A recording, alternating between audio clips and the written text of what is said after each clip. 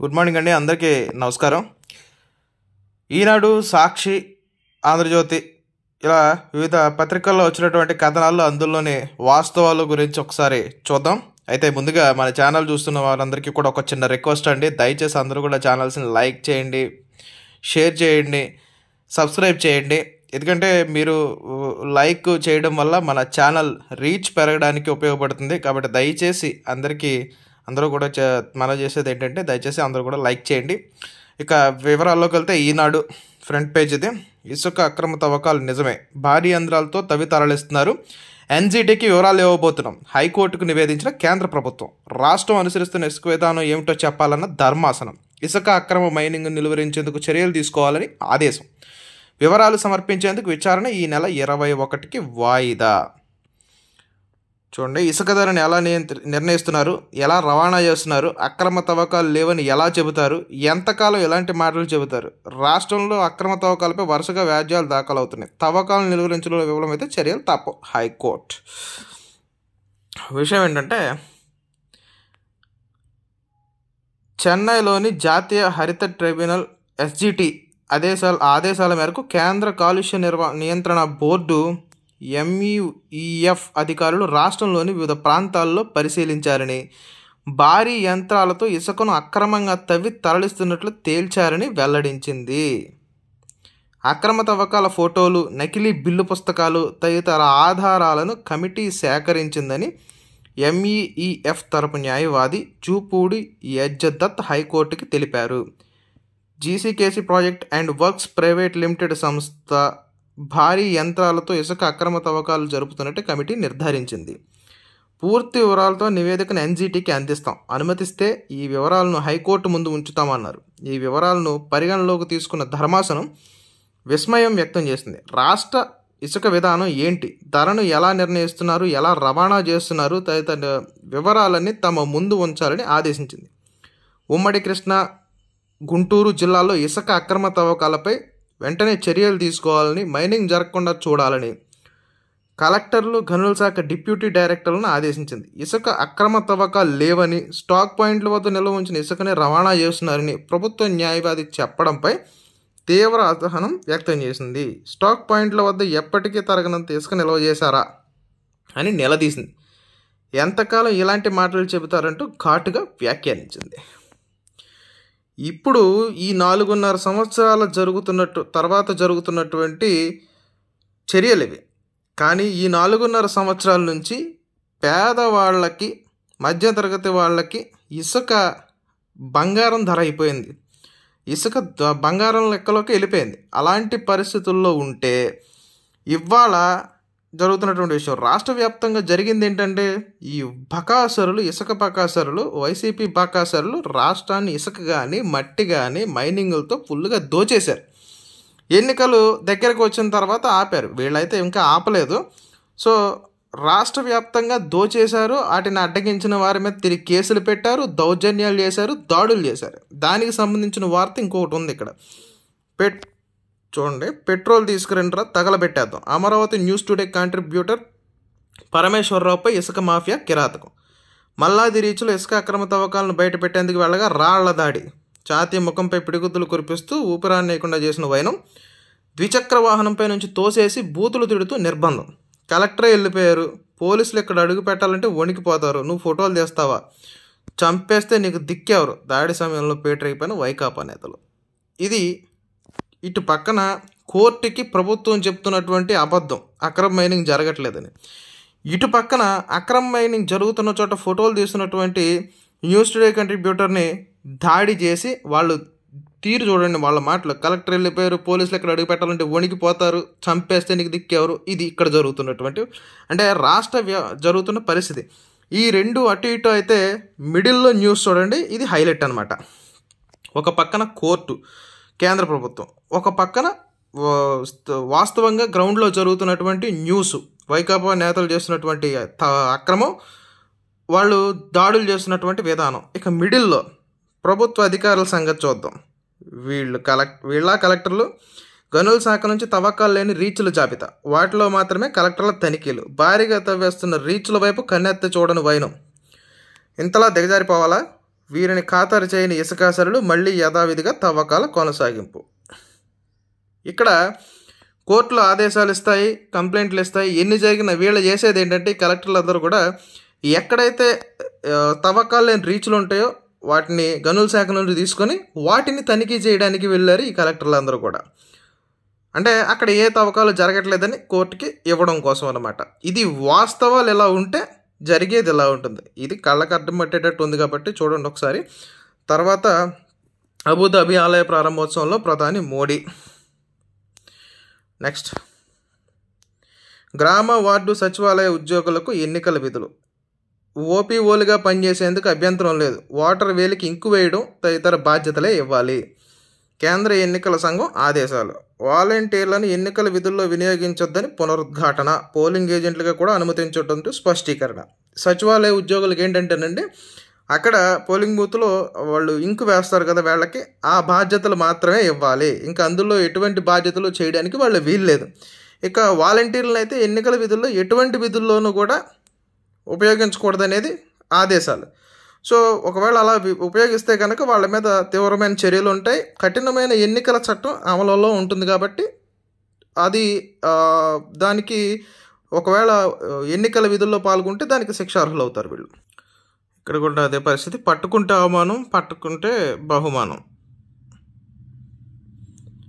అక్రమ తవ్వకాలలో బలిపరు పోలవరం కట్ట తీరు ఇలా ఉంది. గన్నవరంలో ప్రైవేట్ వెంచర్కు తోలుతున్న మట్టి. వైకాపాలో బానిసలుగా చూస్తున్నారు, శ్రీకాళహస్తి జడ్పీటీసీ సభ్యుల ఆవేదన. చంద్రబాబు సమక్షంలో తెదేపాలో చేరిక. వీళ్ళందరూ చంద్రబాబు నాయుడు గారి సమక్షంలో తెదేపాలో చేరారు. శ్రీకాళహస్తి నియోజకవర్గం జడ్పీటీసీ సభ్యులు అనమాట. ఎన్నడూ లేని విధంగా మీడియాపై వేధింపులు. అక్షరాస్త్ర పుస్తక ఆవిష్కరణలో చంద్రబాబు. రాజ్యసభ ఎన్నికల్లో తెలుగుదేశం పార్టీ దూరం పోటీకి. ఆ పార్టీ అధినేత చంద్రబాబు స్పష్టీకరణ. రాష్ట్రంలో ఖాళీ కానున్న 3 రాజ్యసభ స్థానాలకు జరుగుతున్న ఎన్నికల్లో తెదేపా పోటీ చేయట్లేదని ఆ పార్టీ అధినేత చంద్రబాబు స్పష్టం చేశారు. ఉండవల్లిలోని తన నివాసంలో బుధవారం పలువురు నాయకులతో ఆయన సమావేశమయ్యారు.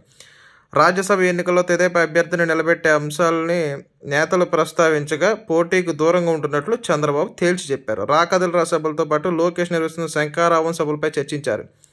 ఈ సందర్భంగా చంద్రబాబు మాట్లాడుతూ పార్టీ నాయకులకు పూర్తిగా ఎన్నికలపై దృష్టి కేంద్రీకరించాలని, వైకాపాలోని ముఖ్య నాయకులు తెదేపాలోకి వస్తామని సంప్రదిస్తున్నారని, అదే సమయంలో వైకాపా నుంచి వచ్చే అందరినీ పార్టీలోకి తీసుకోలేం, అన్ని విధాలా ఆలోచించి నిర్ణయం తీసుకుంటాం, పొత్తులు చేరికల్లో పార్టీలకి ఎప్పటి నుంచో కష్టపడుతున్న నేతల రాజకీయ భవిష్యత్తుకు నష్టం జరగకుండా చూస్తామని ఆయన భరోసా ఇచ్చారు. ఈ భేటీలో యనమల రామకృష్ణుడు, యనమల రామానాయుడు, అనగాని సత్యప్రసాద్, గొట్టిపాటి రవికుమార్, ఖమ్మంపాటి రామ్మోహన్ పాల్గొన్నారు. మీది అవినీతి, మాది ప్రగతి, ఎప్పుడైనా ఎక్కడైనా చర్చకు సిద్ధం, జగన్కు సవాల్ విసిరిన నారా లోకేష్.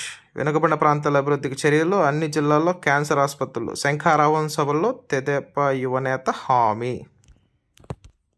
రాష్ట్రం పరువు బజార్కి ఇచ్చేశారు, బ్యాంకులకు డబ్బులు చెల్లించకుండా ఉండేందుకు అడ్డగోలు అబద్ధాలు. అమరావతిలో నివాస గృహాల ప్రాజెక్టులు పూర్తయ్యాయని తప్పుడు ధృవీకరణ. ఎవరూ నివసించిన భవనాలకు రూ. 69.37 కోట్ల అద్దె విడుదల చేస్తూ తాజాగా ఉత్తర్వులు. నిర్మాణం పూర్తి కాలేదంటే తక్షణం రూ. 2,000 కోట్లకు పైగా చెల్లించాలనే భయంతోనే రాజధాని అంతా గ్రాఫిక్స్ అంటూ దుష్ప్రచారం చేసిన జగన్ ఇప్పుడు ఏ మొహం పెట్టుకుని అక్కడ నిర్మాణాలు పూర్తయ్యాయని చెబుతున్నారు. ఎన్జిఓల కోసం గత ప్రభుత్వం నిర్మించిన బహుళ అంతస్తుల సముదాయం చుట్టూ పెరిగిన కంప చెట్లు. ఇక్కడ దౌర్భాగ్యం ఏంటంటేనండి, నిన్న మనం ఒక వీడియోలో చెప్పుకోవడం జరిగింది దీనికి సంబంధించిన విషయం. ఏదైతే చంద్రబాబు నాయుడు గారి హయాంలో ఉండగా ప్రజాప్రతినిధులు, ఐఏఎస్లు, ఐపీఎస్లు, గెజిటెడ్, నాన్ గెజిటెడ్, గ్రూప్ 4 ఉద్యోగులు అందరూ కూడా ఉండడం కోసం ఇగోండి ఈ బిల్డింగ్లు అనమాట. చంద్రబాబు నాయుడు గారి హయాంలో నిర్మించినటువంటి బిల్డింగ్లు. దానికోసం బ్యాంకు కన్సార్టియేషన్ నుంచి చంద్రబాబు నాయుడు గారు అప్పు తీసుకొచ్చారు. దాంట్లో ప్రభుత్వం 500 కోట్లు ఇస్తే మిగిలింది బ్యాంకులు ఇస్తాయి అన్నమాట. అయితే ఇక్కడ ఇవన్నీ కూడా ఇప్పుడు వాళ్ళు ఇచ్చిన గడువుకు పూర్తి చేసుకుని ఉంటే చంద్రబాబు నాయుడు గారిలో 75% కంప్లీట్ అయింది. ఆ మిగిలిన పూర్తి చేసుంటే కూడా బ్యాంకులకి కట్టే పని ఉండదు. అయితే ఆ గడువు లోపు కట్టలేదు. 2023 ఫిబ్రవరికి కట్టాలి, అప్పుడు పూర్తయిపోయినాయి అని అబద్ధం చెప్పారు. అయితే మౌలిక సదుపాయాల కోసం బ్యాంక్ కొంచెం గడువు ఇచ్చింది వీళ్ళకి, ఇంకో సంవత్సరం, అంటే 2024 ఫిబ్రవరి, అది కూడా వచ్చేసింది. సో ఇప్పుడు మొత్తం ఒకేసారి కట్టాల్సి ఉంటుంది అనమాట. అందుకని చెప్పి వీళ్ళు వేసినవి ఏంటంటే అక్కడ ఆల్రెడీ పూర్తయిపోయినాయి, అక్కడ ఉద్యోగస్తులందరూ అక్కడే ఉంటున్నారు, సిఆర్డిఏకి అక్కడ ఉన్న వాళ్ళకి అద్దెలు కట్టడం కోసం 70 కోట్లు సుమారు, అంటే 69.37 కోట్లు విడుదల చేస్తూ ఈ సాధారణ పాలనా వ్యవస్థ నుండి ఒక జీవో జారీ చేసింది. అబద్ధపు జీవో అనమాట, ఎటువంటి ఇది లేకుండా. సో ఇది దానికి సంబంధించిన విషయం. రాజ్యసభలో సోనియా, నడ్డా, కేంద్ర మంత్రుల్లో ఇద్దరికే వరుసగా ఎగువ సభ టికెట్లు, మిగిలిన మంత్రులంతా లోక్సభ బరిలోకి. జైపూర్లో నామినేషన్ పత్రాలు సమర్పిస్తున్న సోనియా, చిత్రంలో ప్రియాంక, రాహుల్, గెహ్లోత్. సీఎం జగన్కు హైకోర్టు నోటీసులు. వైకాపా రాజకీయ ప్రయోజనాలను ప్రోత్సహించేలా ప్రభుత్వ ప్రకటనలు. ఆ సొమ్మును వైకాపా నుంచి రాబట్టండి, హైకోర్టులో పిల్. ఇకపై ఇచ్చే ప్రకటనలో సుప్రీంకోర్టు మార్గదర్శకాలకు కట్టుబడాల్సిందే, రాష్ట్ర ప్రభుత్వానికి ధర్మాసనం ఆదేశం. సిబిఐ ఎస్పీ, వైకాపా ప్రధాన కార్యదర్శి సిఎస్, ఆర్థిక శాఖ ముఖ్య కార్యదర్శి జగతి పబ్లికేషన్స్, ఇందిరా టెలివిజన్ ఎండీలకు నోటీసులు. వైకాపా రాజకీయ ప్రయోజనాలను ప్రోత్సహించేలా కోట్ల రూపాయల ప్రజాధనాన్ని ఖర్చు చేసి రాష్ట్ర ప్రభుత్వం వివిధ మార్గాల్లో ప్రకటనలు ఇవ్వడాన్ని సవాల్ చేస్తూ దాఖలైన ఫిల్పై హైకోర్టు స్పందించింది. ఇకపై జారీ చేసే ప్రకటనల విషయంలో సుప్రీంకోర్టు మార్గదర్శకాలకు కట్టుబడి ఉండాల్సిందేనంటూ రాష్ట్ర ప్రభుత్వానికి తేల్చి చెప్పేసింది. వాద్యంలో ప్రతివాదిగా ఉన్న ముఖ్యమంత్రి జగన్మోహన్ రెడ్డికి వ్యక్తిగత హోదాలో నోటీసులు జారీ చేసింది. ప్రభుత్వ ప్రధాన కార్యదర్శి, ఆర్థిక శాఖ ముఖ్య కార్యదర్శి, కాగ్, సమాచార పౌర సంబంధాల శాఖ కమిషన్, వైకాపా ప్రధాన కార్యదర్శి, జగతి పబ్లికేషన్స్ ఎండి, ఇందిరా టెలివిజన్ లిమిటెడ్ ఎండి, విశాఖలోని సిబిఐ ఎస్పీ, ఢిల్లీలోని సిసిఆర్జిఓ ప్రభుత్వ ప్రకటనలో కంటెంట్ రెగ్యులేషన్ కమిటీ అనమాట కార్యదర్శికి నోటీసులు జారీ చేసింది. పూర్తి వివరాలతో కౌంటర్ దాఖలు చేయాలంటూ విచారణను మార్చి 6కు వాయిదా వేసింది. హైకోర్టు ప్రధాన న్యాయమూర్తి justice Dheeraj Singh Thakur, justice R Raghunandan రావులతో కూడిన ధర్మాసనం బుధవారం ఈ మేరకు మధ్యంతర ఉత్తర్వులు ఇచ్చింది. వైకాపా రాజకీయ ప్రయోజనాల కోసం రాష్ట్ర ప్రభుత్వం 2019 నుంచి ప్రకటనలకు కోట్లు ఖర్చు చేసిందని, ఇలాంటి చర్య సుప్రీంకోర్టు మార్గదర్శకాలకు విరుద్ధమంటూ బాపట్ల జిల్లా పర్చూరు మండలంలోని అన్నంబొట్లవారిపాలెం గ్రామానికి చెందిన చెన్నుపాటి సింగయ్య హైకోర్టులో ప్రజాహిత వాద్యం దాఖలు చేశారు. ప్రభుత్వం ఖర్చు చేసిన సొమ్మును వైకాపా నుంచి రాబట్టాలని కోరారు. ప్రజాధనం దుర్వినియోగం, ప్రకటనలు, భారీ కుంభకోణంపై సిబిఐతో విచారణ జరిపించాలని అభ్యర్థించారు. జగతి పబ్లికేషన్స్ ప్రజాధనంతో ప్రకటనలు ఇవ్వడానికి చట్ట విరుద్ధమైన చర్యగా ప్రకటించాలని విన్నవించారు. సో అంటే ప్రజాధనంతో వీళ్ళు రంగులు వేయడం, స్టిక్కర్లు అతికించడం, తర్వాత ఇప్పుడు కొత్తగా వస్తున్న మా నమ్మకం జగన్ అనేది హోర్డింగ్లు, ఇవన్నీ ప్రభుత్వ సొమ్ముకు సంబంధించినవి కాబట్టి దీనికి సంబంధించిన విషయం ఇది. ఇక సాక్షికి వచ్చేసరికి చూడండి, బాబు ముడుపులకు రోహిత్ వేషం, సీఎం హోదాలో సినిమాతో వైట్ బ్లాక్గా మళ్లింపు. సినిమా నిర్మాణం పేరుతో నిధుల ప్రవాహం. రూ. 5-6 కోట్ల ఖర్చుతో తూతూ మాత్రంగా సినిమాలు. రూ. 30-40 కోట్ల ఖర్చు అయినట్లు తప్పుడు లెక్కలు. ఇలా ఈ 5 ఏళ్లలో ఫ్లాప్ హీరోలకు 17 సినిమాల ఛాన్సులు. ఆ తర్వాత ఇప్పటిదాకా ఒక్క సినిమా కూడా లేని వైనం. ఖర్చులు పోగా మిగిలిన 300 కోట్లు బాబీ ఇంటికి. టాక్ ఆఫ్ ది సినీ ఇండస్ట్రీగా మారిన వ్యవహారం.